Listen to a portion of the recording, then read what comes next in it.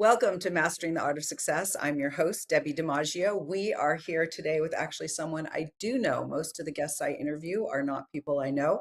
And I am so excited to welcome my publicist, Liz Kelly. Well, thank you, Debbie, for having me. I love your energy. I love this show, and I'm so excited about your new book too. Thank you, sweetie. Yeah, we'll have to dive into that as well. Well, I'm thrilled to have you on my show and ask you all kinds of questions. So we are going to get started.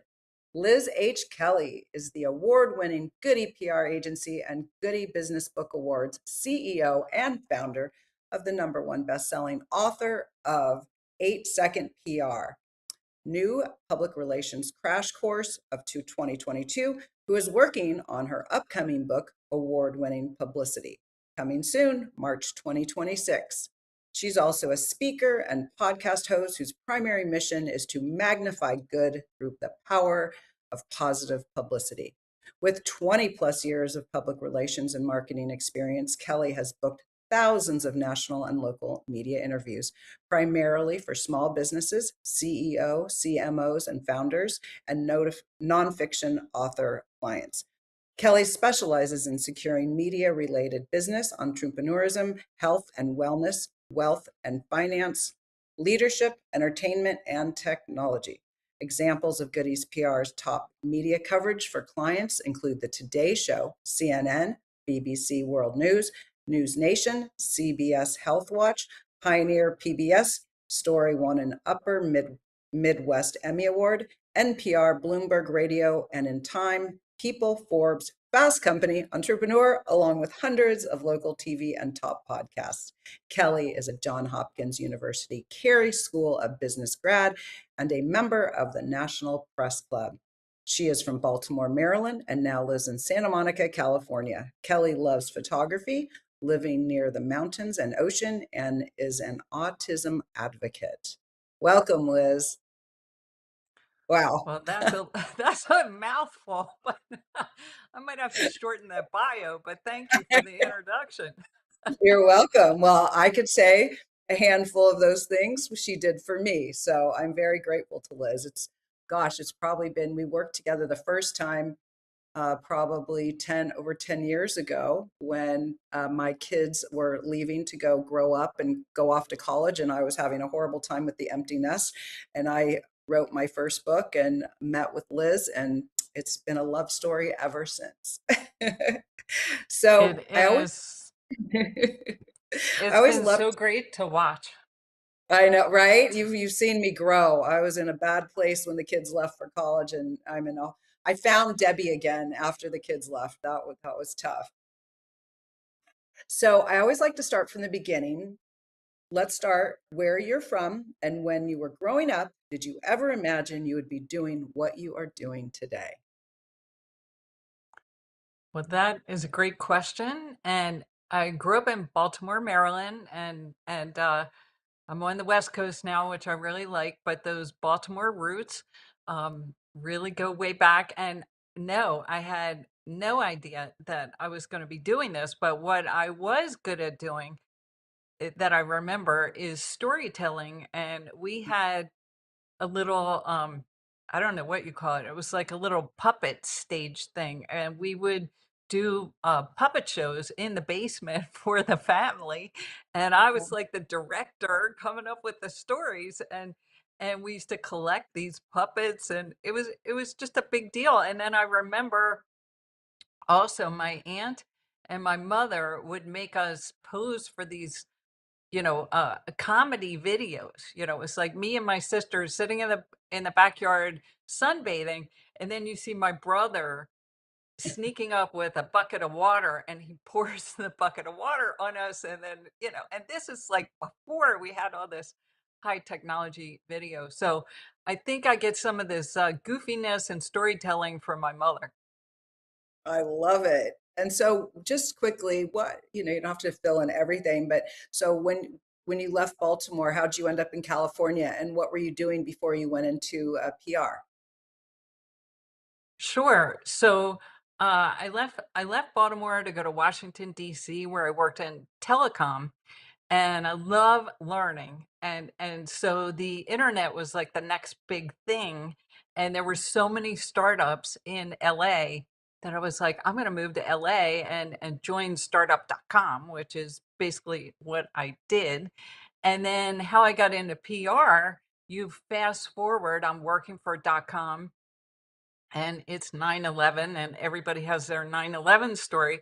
And I was actually a stranded business traveler in New York. All of our clients were financial services, so I became a therapist to a lot of them and supporter, because, all of those companies sadly lost people. And that had a dramatic impact on me. So a friend of mine who was a crisis counselor for the Navy said to me, write it down. And I was like, what do you mean? And she goes, write down what you're going through, because there were so many emotions at that time, and Yes. and it'll make you feel better. And so that led to, 3 months later, I get laid off, and then I try to get that story published. Nobody wants to publish that story. So I say, okay, we're going to shift gears, and we're going to do something positive, because, Mhm. it was like the world was ending, and it was a really tough time. So I was like, let's focus on something positive. So I decided to use these man codes that I had been making up at parties for different types of men, and turn it into a dating book, because in high school I was called Dr. Liz for helping people with dating advice.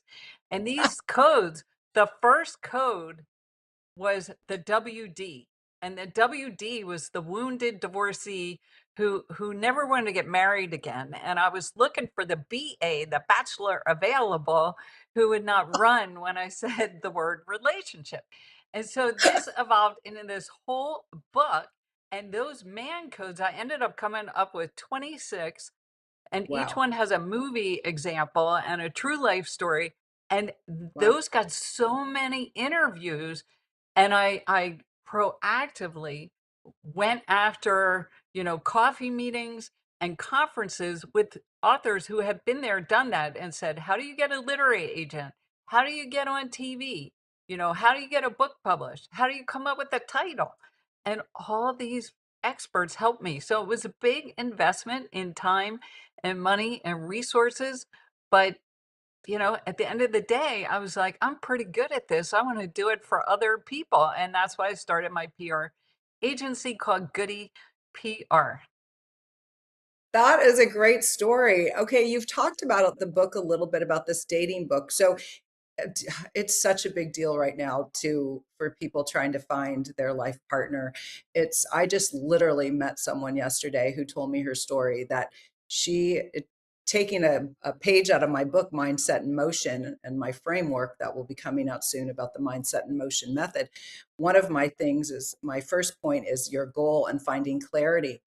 I was speaking to her the other day, and she said she had just gotten married, and she said she went on 350 dates. 10 years ago, kind of when I started working with you, she said, it's really important to me. And she was in her 30s, so she wasn't in her 20s. She was later in her 30s. And she said, I really want a life partner. She literally joined all kinds of apps. She went on at least once a week. Her roommates were like, you're crazy. Nothing's happened. And you've been out this for 10 years. And she, and then she joined one that was for people who weren't monogamous. And that's where she met her husband. She said, I am monogamous, but I am on this app. So if anyone else believes in that, get in touch. Well, her and her husband met on that app and they are married and she's in her 40s and she found her life partner. That was after 10 years. So dating is a hard thing. So will you please go in a little bit about this book and how can people find it? Was it a published piece or is it a book? So give some our guests, this is kind of a nice thing that didn't expect today. Absolutely. Well, first of all, dating is hard. And that was one of the key tips from one of my media trainers. They said, never go on TV and act like you know everything, because, it will cut people off, because it'll make you not relatable. So I Mm, always tell all my clients, please say this is not easy, because even if you're an expert in things, you still make mistakes and you still have challenges. So, the dating's not easy, but and I was frustrated in LA meeting all these WDs, wounded divorcees. So I did the same thing that she did. I went on all these dates. And the book, by the way, is called Smart Manhunting. And is the subtitle is something like a fast track dating guide to finding Mr. Right. And so I try to say it was like make your mate hunt like a job hunt. And Mm. so I used some of my corporate background and marketing background to come up with a process to get ready and get out there. And then the last part was figuring out if you found the right person. So these man codes turn into a compatibility guide. So, for example, the first one is the all sports fanatic. So the movie example was the movie Fever Pitch with Jimmy Fallon and Drew Barrymore. And Jimmy Fallon is like this crazy Boston Red Sox fan to the point where his sheets are the Red Sox, his socks are for the Red Sox, and even he's wearing underwear that is Red Sox underwear, right? So he takes Drew Barrymore to the games, and he's like a regular, season ticket holder. And she takes her laptop because she doesn't really care about the game and she wants to get her work done. So I was saying that they weren't really compatible because she's like working on her laptop in the middle of the Boston Red Sox games, which is like a religious experience for the super fans that Jimmy Fallon was. So anyway, of course, at the end of the movie, they get together and she becomes more of a fan. But it was the storytelling and these man codes that really put it on the map, which is what I talk about in my public relations books. Is you have to come up with a unique story that's unique to you, but also you can use things like movie examples to add some fun to it. And just to go back to your question about, kind of the big picture, this book got published 3 times. So Wow. the first time I self-published, and I wrote it in 9 months, and I was like, I'm gonna get it published, right? And I got on national TV because I hired 2 publicists. I took Wow. money out of my IRA. That's very important. I took money out of my IRA to pay these publicists. I was so determined, right? Wow. And so Yeah. they get me on national TV, and everybody at the self-publisher is like, who is this person that's getting on national TV with a self-published book? So then Barnes and Noble picked 7 books out of 12,000 titles, and they picked my Wow. book to put it in their stores. And I got assigned an editor by Barnes and Noble, which she was fantastic and gave me all kinds of new ideas. And then my friend, this is related to dating, she met this literary agent on Match.com in New York City. So she goes to lunch. She goes to lunch with the literary agent and takes all my stuff. And she's like, "You will represent Liz Kelly." And so by the end of lunch, he has said yes. And then 2 weeks later, he got me a book deal with Kensington Books. Wow. That's incredible. And so, why did you hire two publicists and not one? Well, they were kind of back to back, so I hired the first one and I learned a ton from them and I really valued them, but I was kind of new to PR, and so I thought, well, I want to try to get more PR, so I'm going to try somebody else. So a couple Okay. months later, I tried another publicist who also got me great PR, but at this point I'm guessing I had already invested like $100,000 in this project. It is Wow. it is not cheap to publish a book if you want to get it out to the world and you really want to promote it. And I was determined, so I had spent a lot of money on 2 publicists, 3 media trainers, a Wow. website designer, and so I thought, well, I'll try to do this myself. And then that's when I leapfrogged into doing it myself. So it was a 5-year promotion period, and I ended up getting 500 media hits. Wow. So, do you look Yeah. back on the 100 grand you spent as well, one, did you make a return on that? And number two, do you, I oftentimes see things as education processes, not that because I invested that, I should get that. For me, it sounds like there was just, it was like going to college for you, because you went and did this yourself later. How do you see it? If you can answer those two questions? I think those are great questions. I mean, first of all, you have to be really passionate when you publish a book. And people told me, write about something you love because everybody is going to tell you you're crazy. We don't need another book about dating, and you just have to be fearless and be like, tough, I am writing a book about dating. So that's really number one. But number two, about return on investment, yes, I feel like I got a return on investment, but let me explain. The return on investment came when I started my PR agency, using the knowledge that I had gained so that I Right, could help other people do the same thing. It did not come in the book sales. And I right. will be totally transparent.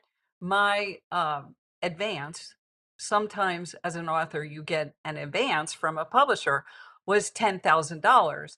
And then the book got sold to two other countries. I think it was Russia and Taiwan. So Uh-huh. I got a little bit of money from foreign rates. So the total advance was 10,000, and the foreign rates were about $2,000 for each country. So we'll call that $14,000, and I've invested 100,000. So most people would say that's crazy, but at the time, I was just passionate, I was determined, I wanted to change my life, I was having a blast doing this, I was meeting so many interesting, people, and I really wanted to make a positive impact and help people find their soulmate. But in the end, it was not until years later, I have to, the last version of the book was 2006, and then I started the PR agency in 2009. So 3 years later, I started the PR agency, and I'm so grateful that it all worked out. But sometimes you don't know where your book journey is taking you, and I definitely did not. But there was a return. It just didn't happen right away.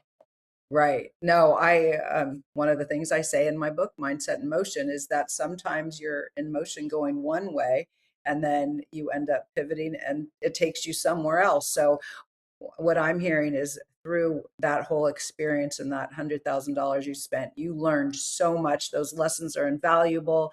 You learned things that you took into your own company. So you founded Good EPR with the mission to magnify good through positive publicity. And I know you're so good about putting words together and having people remember what you say.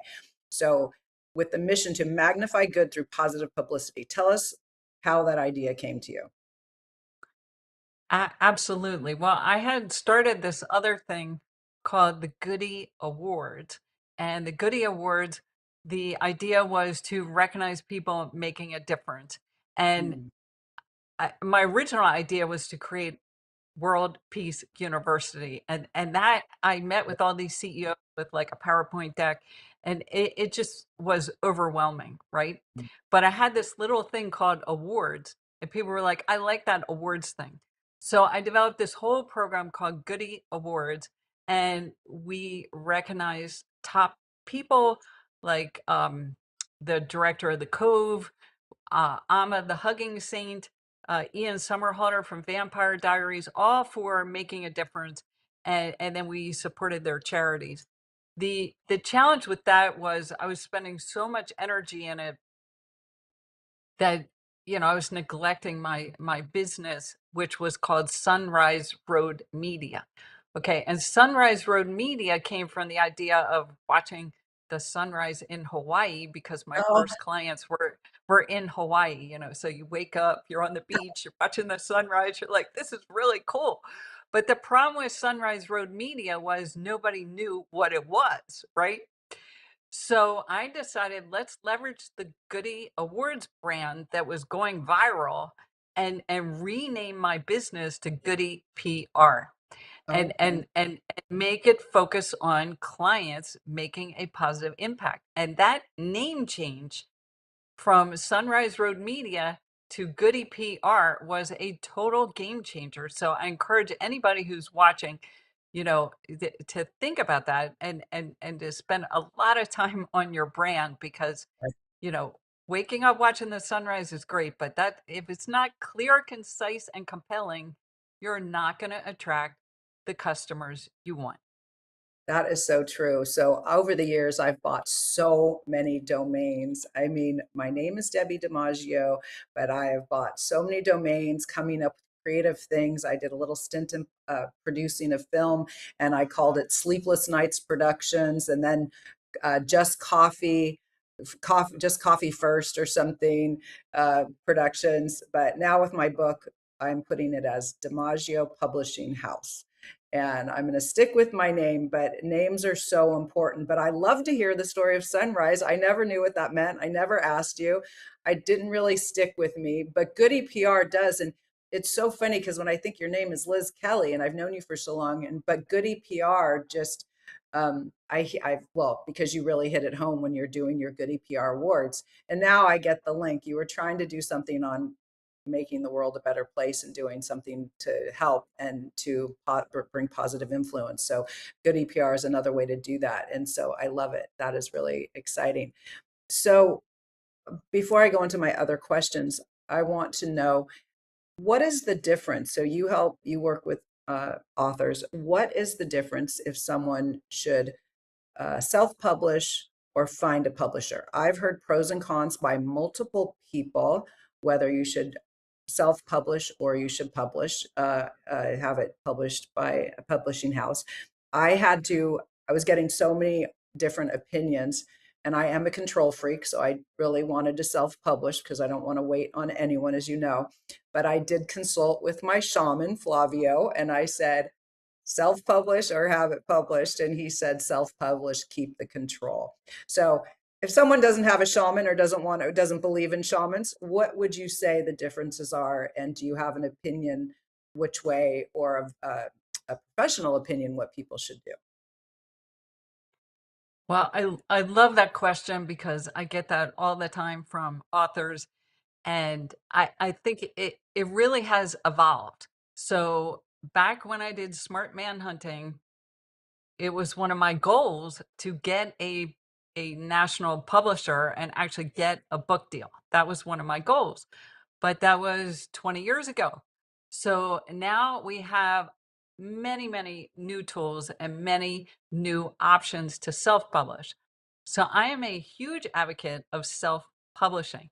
And part of that too is that when I was working with the publisher on Smart Manhunting, if they give you an advance, like they gave me $10,000, what they say is you're not going to get a dime from us until you sell enough books to cover that 10,000, right? Oh, I didn't know that.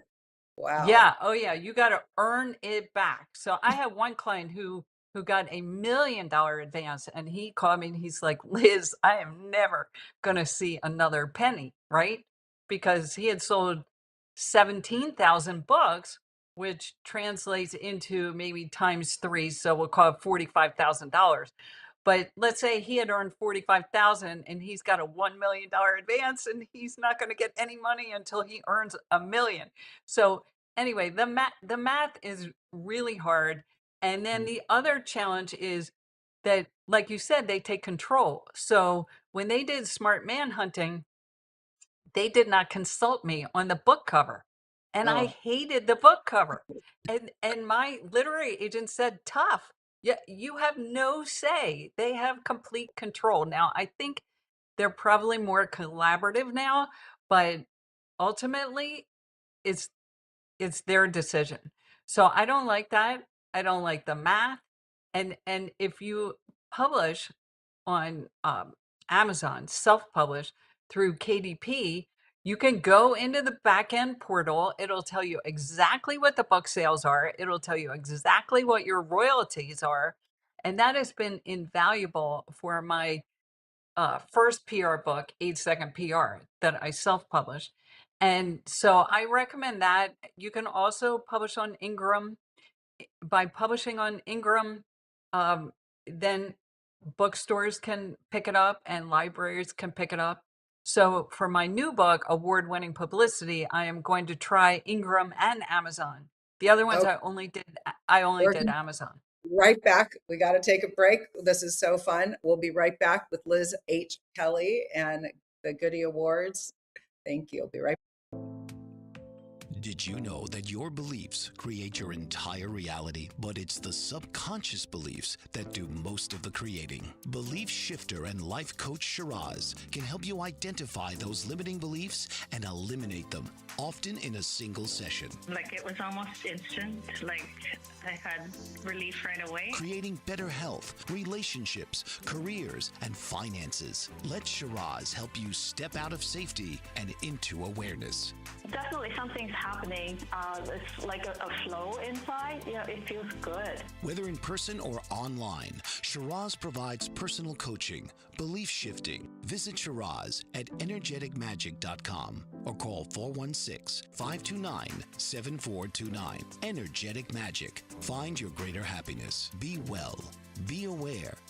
Be magical.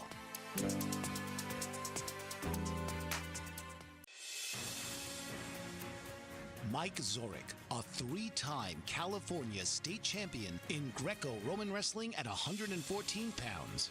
Mike, blind since birth, was born in Hartford, Connecticut. He was a six-time national placer, including 2 seconds, 2/3, and 2/4. He also won the Veterans Folk-Style Wrestling twice at 152 pounds. In all these tournaments, he was the only blind competitor. Nancy Zorek, a creative spirit whose talents have taken her to the stage and into galleries and exhibitions in several states. Her father, a commercial artist who shared his instruments with his daughter and helped her fine-tune her natural abilities, influenced her decision to follow in his footsteps. Ms. Zorek has enjoyed a fruitful career doing what she loves. Listen Saturday mornings at 12 Eastern for the Nancy and Mike Show for heartwarming stories and interesting talk. Welcome back to Mastering the Art of Success. I'm your host, Debbi DiMaggio. We are here with Liz H. Kelly of Goody Awards and Goody PR.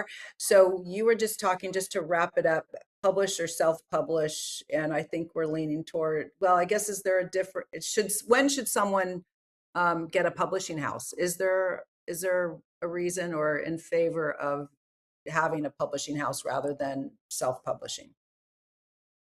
Well, I'm really glad you asked that question because I don't want to diminish a publisher. There are reasons to get a publisher, and I think one of the biggest ones is they can distribute your book in bookstores around the country, and it's more prestigious.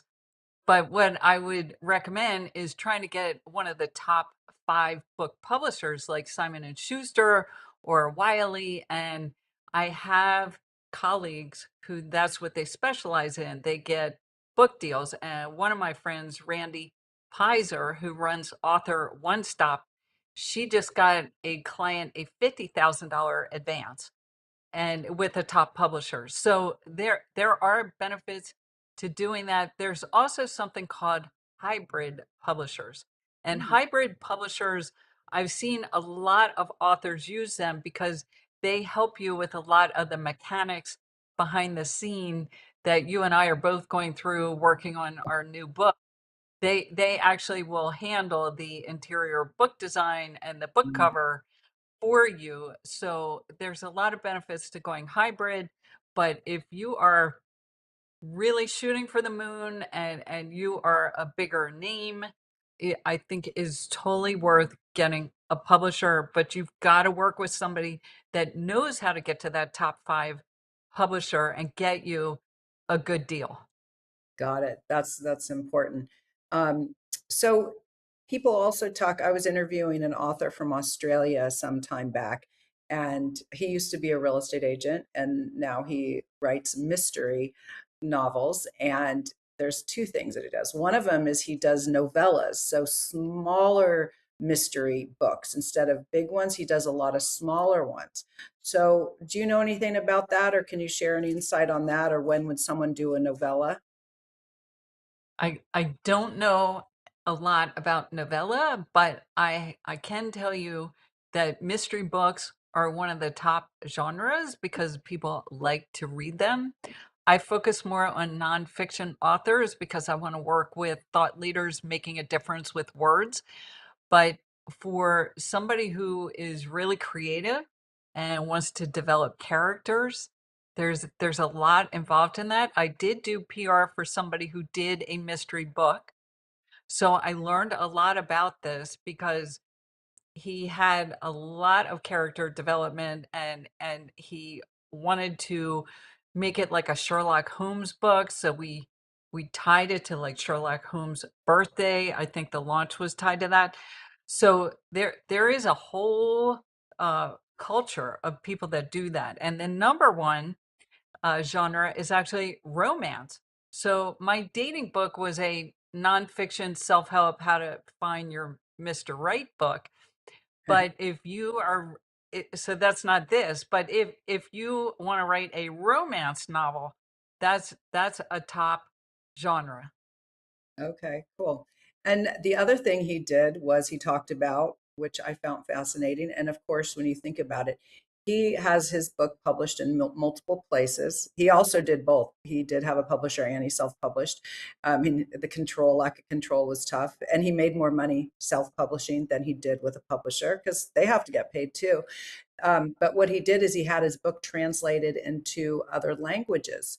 Is that something that is hard to do, to have your book? Like, I would love to have Mindset in Motion translated into many books, many languages, and over throughout the countries, various countries. How difficult is that, and how do you go about doing that?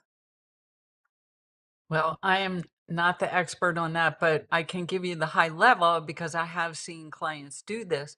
So if you want to get your book translated, let's say into Spanish, um, that's it's a fairly easy process in that you can find somebody to translate it. So that's step one. But step two is then you have to find somebody that is fluent in Spanish who can read it and proofread it to make sure that your Yeah, message did not change.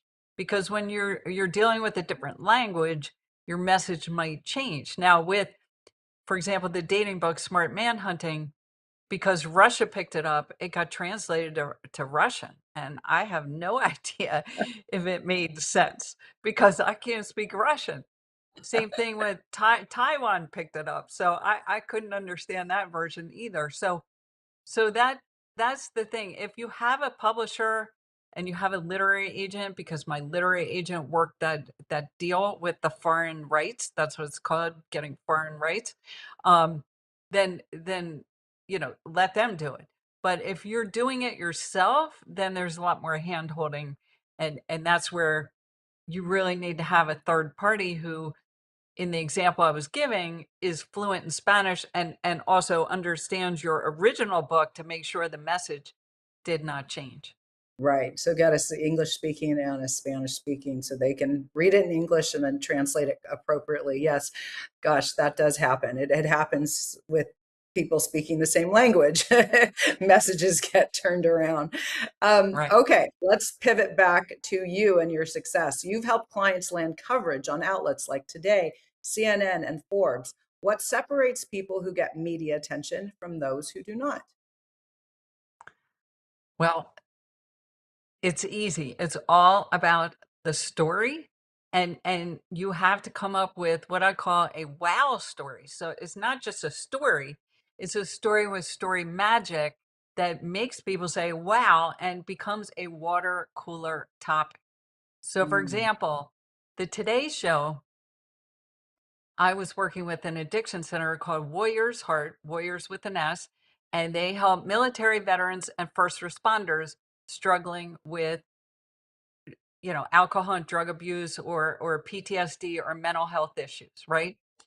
So that is a huge higher purpose business, and that story alone is a wow, but it wasn't enough because nobody wants to just put your business on and make it sound like an ad, right?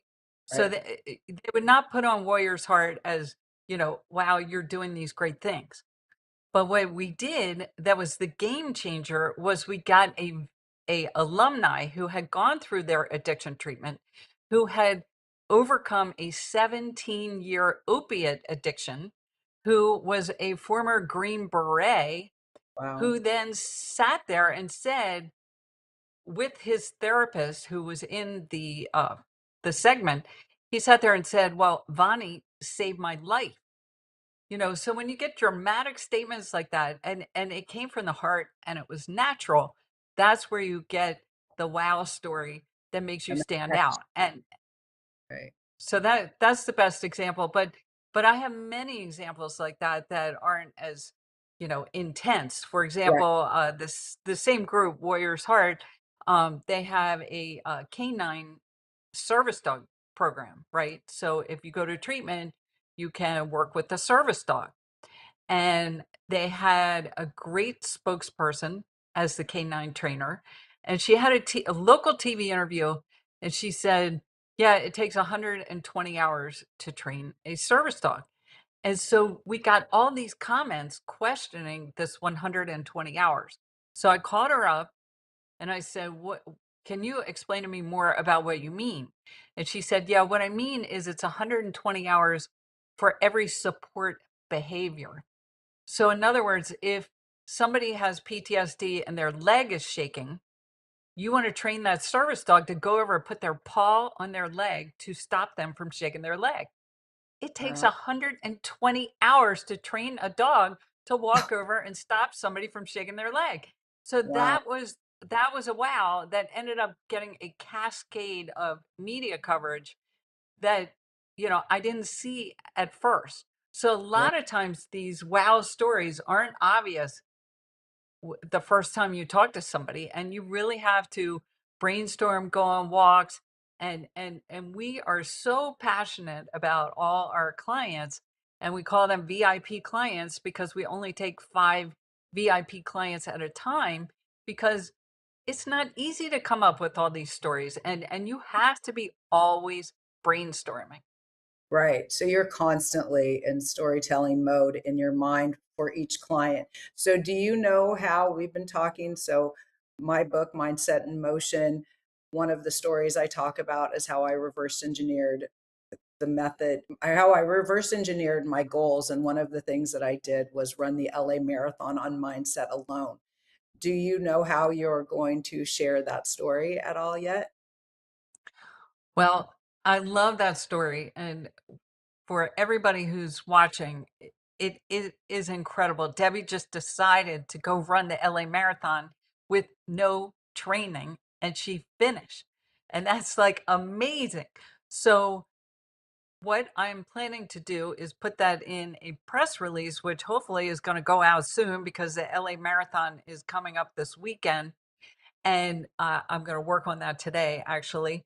And I think it is such a great story because everybody likes to cheer for a hero, and everybody likes to hear these types of stories. One person I heard on an interview say, "Well, this is not recommended." Because, we don't want anybody having a heart attack doing a marathon with no training. So I will preface it by saying that Debbie is very active. And so I believe that that's part of her wow story, is that, she's, and part of the mindset in motion method is that she's just active in general by doing soul cycle, boxing, running. I mean, pickleball, there's lots of things that Debbie does. So I think that's part of the overall wow story there. But it is that personal backstory that is going to get reporters to say yes, versus, "Oh, I have a mindset in motion method." That's really powerful, but what puts the extra zing in it is stories like your marathon story. No, I love it. And I trained, but I trained my mind, not physically. So I trained in a different way. So for people listening today and people who authors and business people, what is the biggest misconception about PR? Well, the biggest misconception about PR is that it is easy. Right. It is not easy. There is a story behind every story. And the other thing that I think people don't understand is that even if you have an interview, sometimes it never gets published. And Mm. that just breaks my heart. I say I have a 99% success rate in terms of things getting published. But another thing that people don't understand is to get that 99% being published takes a ton of follow-up. So that's another key to success that many people don't realize, that it takes 2 to 20 times contacting a reporter to get a story Wow. published. And for the story that won the Emmy, that was 2 years, 2 Wow. years of follow-up. And at the awards ceremony, the producer came up and hugged me and said, "I have never met anybody like you who never gave up." So you just have to keep going. And when they tell you, "Well, I don't know when it's going to get published," then you say, "Okay, I'll check back with you in a week or 2 weeks, depending on what the outlet is." You know, the Today Show took 10 months, Wow. and it was scheduled. The flights were booked, the hotels were booked in December, and then it got canceled at the last minute. And the Oh, people were crushed. The Green Beret and the therapists who were in that were right. crushed. And they asked me, "Did I say something wrong?" I said, "No, you didn't say anything wrong." So I called the producer and I said, "Tell me honestly, do you really want to cover this story?" And she said, "Yes, we really want to cover this story, but not now." So 3 months later in February, I repositioned the story a little bit, and it turned out to be even better. And I write about this story in my new book, Award Winning Publicity. And it's about failing forward, because we essentially failed when they canceled it, but then it ended up being better because they ended up going to the Warriors Heart Ranch, versus the December story was going to be they were going to do Home for the Holidays and they were going to go to their home. But by doing it in February, I got them to go to the ranch. It was a Nice. much stronger story. We all got to go to New York, and I literally had tears watching this story happen live in Studio 1A. I could hear that. I could hear that. Well, that yeah, and you can't do everything, right? We people, your clients like myself, we're working on our book, we're working on our job, we have a podcast, whatever we're doing, we have a life and we're busy. And what you do for me is you're another arm, and there's no way I could be that tenacious and have the contacts that you have, plus continually to go after it. It's a full-time job. And that's why I hire Liz, is because I want to get the book out there and I want to help as many people as I can. So I love that. And it's different. I should just ask you, but I do want to get into your book next, your books. But I think some people need to know, what's the difference between marketing and PR? Oh, that's a great question. I think marketing is the parent to public relations. So public relations is part of marketing. And when I work with clients, I usually work with the chief marketing officer or the director of marketing. And we brainstorm rather, and strategize, because everything needs to be in alignment with the big picture business goals and the messaging. And so we like to come up with monthly themes and different strategies, but it all needs to be in sync. But the marketing people, a lot of times they may be working on the website, they may be working on events, which is can all be part of a bigger public relations program. And a lot of times I focus on the publicity, but it is a team effort. It is not me sitting here alone trying to figure everything out. I have to be talking to clients and I have to be talking to whoever's in charge of marketing to make sure that we are complementing each other so that we get the publicity wins that are not just fun but impact the bottom line. Awesome. Love it. Thank you. So your best-selling book, 8-Second PR, New Public Relations Crash Course, suggests we only have seconds to capture attention. Why 8 seconds? Well, the average attention span of an adult is 8 seconds, and I actually think it's less now because that was a Microsoft study in 2001. So I would guess, what do you think? It's like 3 to 5 seconds now. I think it's 3 to 5. Yeah, I think you're right. Yeah. But so my point in 8 second PR is you have to be clear, concise, and compelling. Mm, And it has, 8 points in 8 chapters, and it was actually used by 3 universities as a PR textbook. I And love and so it's gotten a lot of positive feedback. We're up to 79 reviews on Amazon. That's also very important for authors. So please, if you buy any of my books, write a review. I will love you forever. And then the difference with the new book, Award Winning Publicity, is I'm taking it to a higher level and simplifying it a little bit in that each chapter only has 3 points and there's it. 3 parts in the book. And I think that the power of threes is so important, especially when people have a short attention span. And the other thing that's going to be great about award winning publicity, which will be out in a couple weeks, is that I actually, for that book, I interviewed reporters and I asked them about, how do you like to be pitched? Why do you reject something? And ask for their inside secrets, which are not in 8 Second PR. They're both great books, but I'm really excited about the new one. Oh, me too. So publicity can elevate a brand overnight. What responsibility do people have once they gain that kind of visibility? Well, that's another great question. You are a pro at interviewing people, by the way. Uh, so I think, I think one of the important things is when you get publicity, it's really important to have a sense of responsibility and integrity. First of all, you want to be honest, and if you don't know something, which you've seen me do on this interview, you just say, I don't know. Don't try to make something up because that can backfire. So integrity, a higher purpose, is really important.